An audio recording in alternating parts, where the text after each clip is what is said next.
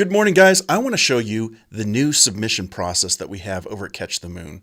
Now, as most of you guys know, the licensing agency side of Catch the Moon Music gets inundated all the time with submissions from people. Sometimes people outside of our class that have nothing to do with our classes just start submitting things, and that could be a good thing sometimes, but it kind of gets a little chaotic. So we've had to simplify our process down to a very streamlined way of gathering songs.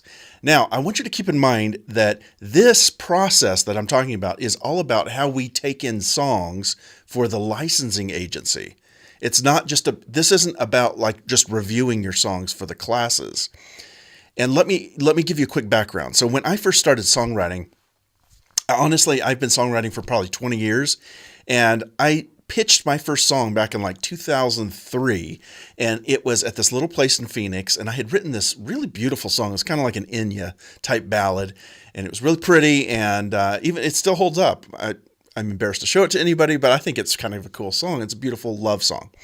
Well, I went to this little place. It was like a little music songwriting club in Phoenix, and there was a guy coming in from Hollywood, and he was going to be looking for music for his TV shows. And so he started off talking about, hey, these are the songs we're looking for. And it was like funk or something like that. And he was very upfront right at the beginning. These are the songs we're kind of looking for right now. You know, I'd like to listen now to different songs. So there was a time in which we could all submit a song. And I was so excited about my song that I really was not listening to the fact that he wasn't looking for love ballads. You know, that was not on his radar at all. But I didn't care. I just wanted validation so bad that my song was good. So I pitched my song, and he was basically like, okay, cool. Thanks for showing it to us. It's not what we're looking for. Next. And I was crushed. I was so hurt by that because I feel like he just sort of shit on my parade. Excuse the French. And I was very sensitive, and I literally took several years to kind of recover from that because I felt like, well, I guess I'm just terrible, or nobody gets me, or my art isn't good enough for him, or whatever. I had all these reasons for it without actually looking very objectively at the situation and going, he is just not looking for that type of song.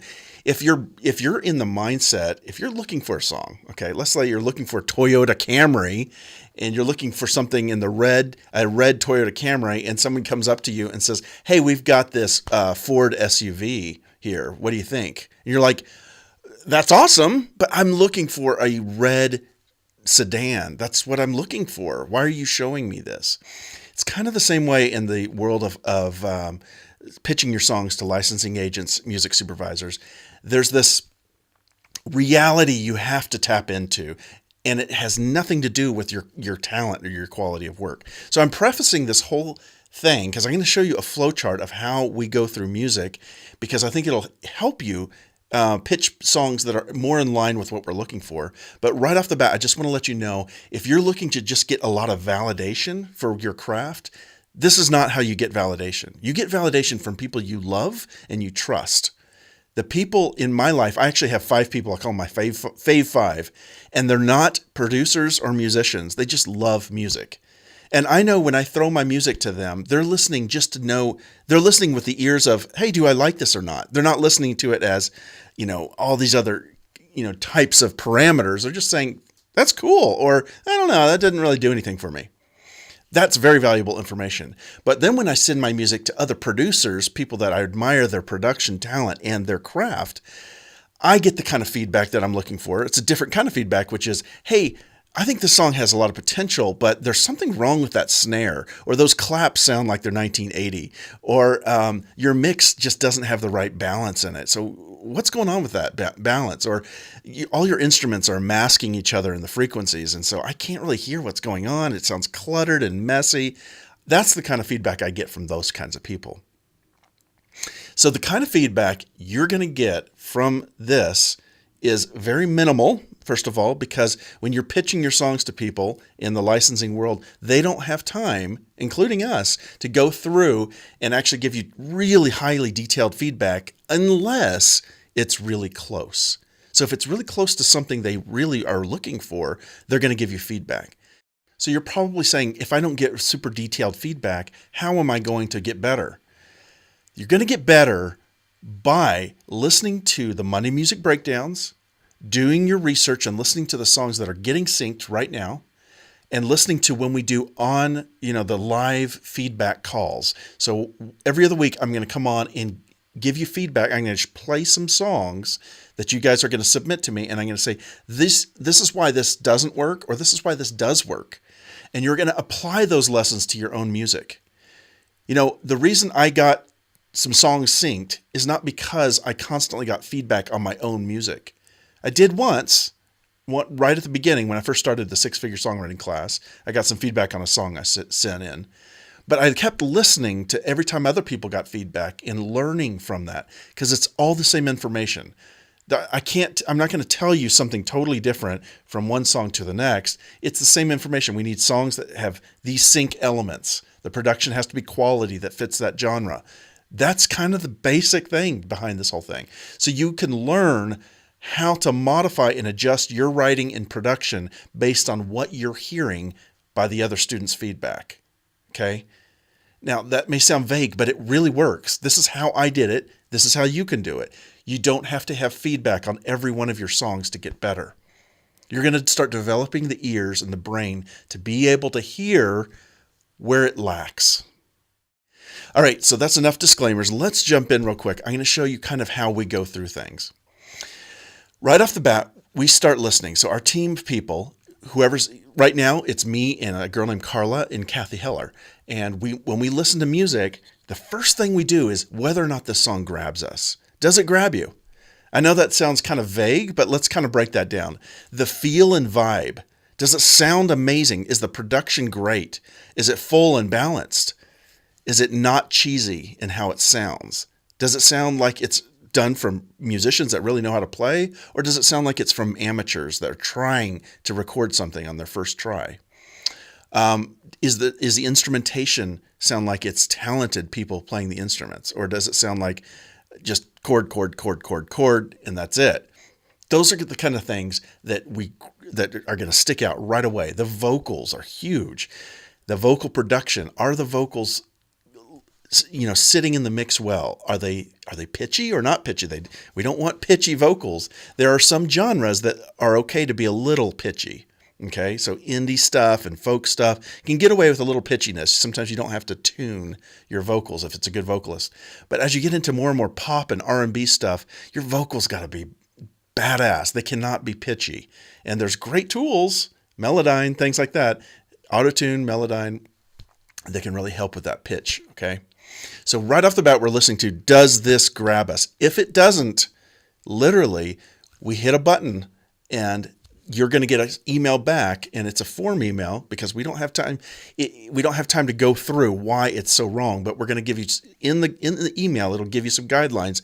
We're not accepting this song because the production is just too poor. It's not top notch enough. Guys, remember, even if your songwriting is stellar, if it's packaged in a really poor production, we cannot use it. It doesn't matter how good of a songwriter you are. Remember that is so, so key. So if you're like, well, I'm a great songwriter, I know I am. You might be, but you're not going to get past this phase if your production is terrible, okay? Now, if for some reason the song just sounds good enough and we're like, this is a solid song. Now, also remember, different genres require different levels of production and engineering. So if you get into EDM and some of the EDM like house and fidget and twitch and I don't know, dubstep, that's not even around anymore, but trap, for instance, that requires a level of production that's quite hard. I call it production gymnastics. It's when you start spinning things and automating things that are just really kind of psychedelic, but can make it really, really cool and stand out. And if you don't know how to do that, don't try to do those genres. If you have a very simple production, maybe you can do something that's more like Sarah McLachlan or something very straightforward that's just like a nice pop song that doesn't require that level of gymnastics in the production, but it still requires a really good recording that really features the song, okay? So every genre sort of has a different level of how much production talent is required in it. So just know your genre, and know the kind of production that you're up against. If you're not listening to music that you're going to be pitching against around the world that's getting submitted, you're going to be behind the 8 ball. So you need to be listening to songs that are being synced. Go to iSpot TV, do your homework just like in the class, look at the curriculum, see what's working, do your research, make playlists, listen to music to get a feel for what is required to get your production top notch. It's got to be great. Okay. And you can do this. It's possible to do this without hiring a producer. But if you can't do that, then you're probably going to have to hire a producer or work with a producer, give them points on a song or whatever, that kind of thing. All right. So let's go into the next thing. So if the song automatically just sounds good, it grabs us and it's like, this sounds great. It's a funk song. It just all the instruments are there. It sounds like people are having fun. The next thing we're going to do is the song syncable? Now there's a lot of great songs out there that wouldn't be syncable, songs that are very specific, like Amy, the song Amy, because it's very specific about a person or very specific about a place. It doesn't have universal lyrics. If you're not sure about this, go watch the curriculum in your class right now, because Kathy talks all about how to make your words and the lyrics you choose very syncable for ads, for TV, for film. And that's what we're all about. That's why we're here. So we're going to be looking, are the lyrics topical? Is there romance words? If it's very romantic, we probably can't use it. This is about the only time of the year. Right now, we're right around, actually, this is Valentine's Day. So this is the time of year where you're going to see more love songs in commercials. But most of the year, you don't hear love songs. You hear songs about friendship. You hear songs about going and getting and perseverance. You hear songs about things like that. The other thing you want to think about are your words too on the nose? When we say, hey, we need songs about coming home, if every song we get back is coming home, oh, I can't wait to come home, it's so on the nose that it's not interesting. Think of ways to talk about coming home that's different, like I'm on my way. I'll get there in a couple hours and I'll be there soon because I can't wait to see you. That's a different way of saying I'm on my way home. Or, there's just one place in this world that I feel comfortable. And you know what that is. It's coming home. Something like that. That's a completely different way of talking about the same topic. We need songs about topics, but aren't saying it so on the nose. Because when it's on the nose, it's cheesy. And some of the submissions we get are a great song. And the words are all there. And the production's all there. But it's so inauthentic. It sounds like somebody's writing a song for sync. If it sounds like you're writing for sync, it's a turnoff, and we can't sell that. It's very hard to pitch those types of songs, okay? All right, so let's say the song sounds great. It grabs us. The song has all the syncable elements in it. Oh, if it doesn't have the right syncable elements, you're going to get an email, and it's going to be another form email. It's not going to be specific, but it's going to say these are the elements you need to listen to that make a song syncable. This might have been too on the nose, or the words weren't quite right, or it's too specific, or it's too romantic, or there's swearing in it. We can't have swearing. Things like that. You're going to get an email that says there's a problem with the writing. And I know I'm going to get a lot of blowback on this, so I'm going to say this right now. Some of you are going to go, well, I don't think there's anything wrong with the writing. I get it.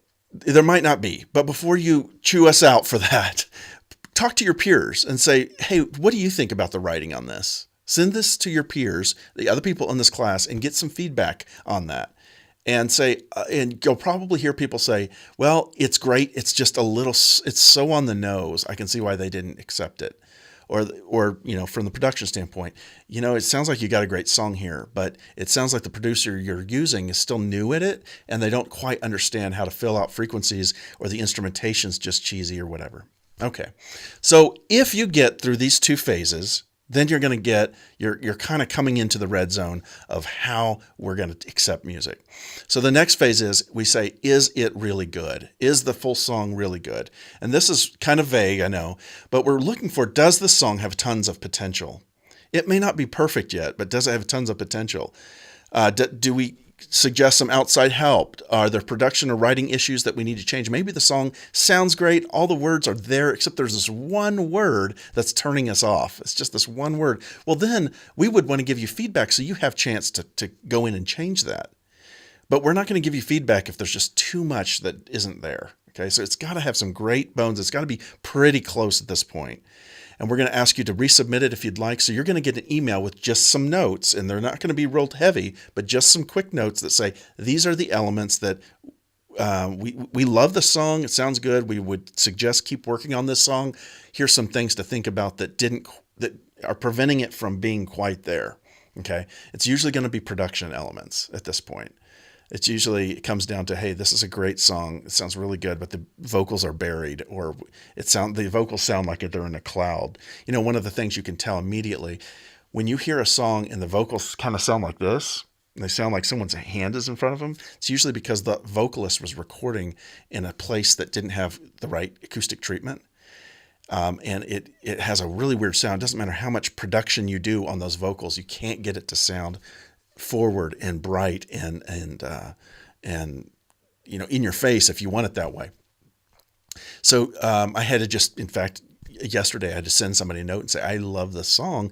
However, those vocals have to be re-recorded. They just aren't there. And I talked to the producer and they said, yeah, they were working with vocals that weren't recorded well. The performance was so good though. And it's such a shame. This is why it's so important to capture your vocals correctly the very first time. So you're not trying to having to redo that later on. All right, so you're going to get an email back, and it's going to have, hey, we really like this. However, there's some issues that we think you should look at before we would accept this.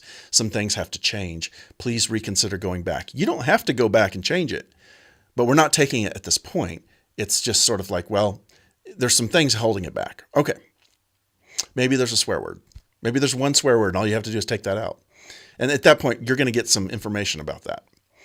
All right, the next thing is it completely ready? So let's say it's really good. It grabs us, the songwriting, everything is great. But let's say the song is too long. Okay, and then it's like, we really, really want this song. And so we're going to send you an email that says couple tweaks. Okay, couple tweaks email means you are there. You're in the end zone. All we need you to do is shorten it or lengthen it a little bit, or the whole thing needs to be mastered. Maybe you haven't mastered it yet. It's too quiet. Songs have to be at kind of a normalized volume. There's a range in that, but songs have to be loud. And mastering is what does that. Okay. Maybe the mix is just a little bass heavy or a little treble heavy. Okay. And the whole thing, I can tell when a song hasn't really been mixed well. It's very apparent because I'm listening to professional songs all day. And when I pull up a song that's been submitted and the balance is just a little off, it immediately stands out to me. Okay, so it's not rocket science. Those are the kinds of things that you got to fix. You got to fix that. We cannot pitch a song that's half baked. You got to bake it all the way, guys. You got to put the frosting on at the end and put a candle on it. And then we can pitch it if it's good. So things we want to, at this point, if it comes down to this and you get the couple tweaks email, that means, dude, fix this because we want to pitch this, okay? That we're not just saying, hey, this is close, but maybe if you can fix these things, that's great. That would be the not quite there email. This is like, you are in the end zone, man. Make a touchdown now, okay?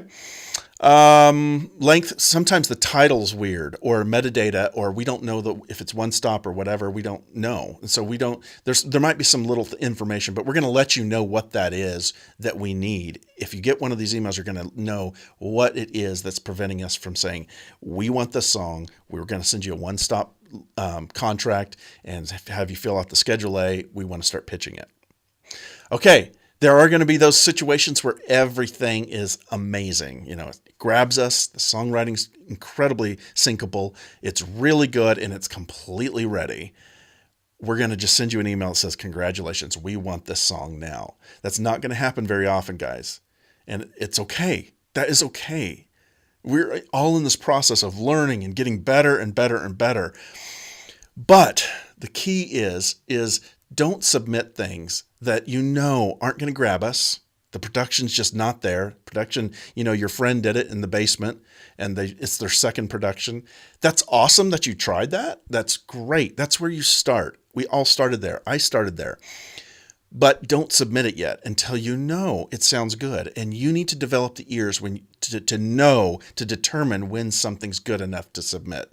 Because here is something to think about. It's not so much a factor with us, but when you start submitting things to other licensing agencies and you're not a student of theirs, they have no loyalty to you, and it's bad, you're going to have a hard time getting them to listen to something else you send. So let's say they reject your song, This Life, So you submitted the song, they didn't like it, and they're like, wow, no, that's not even close. Next time you send something, they're probably going to go, oh, I don't even know if I want to open this, because they could remember you in a bad way. And you don't want them to do that. So it's so important to get your production top notch. There are great producers in these classes. Please be respectful of their time.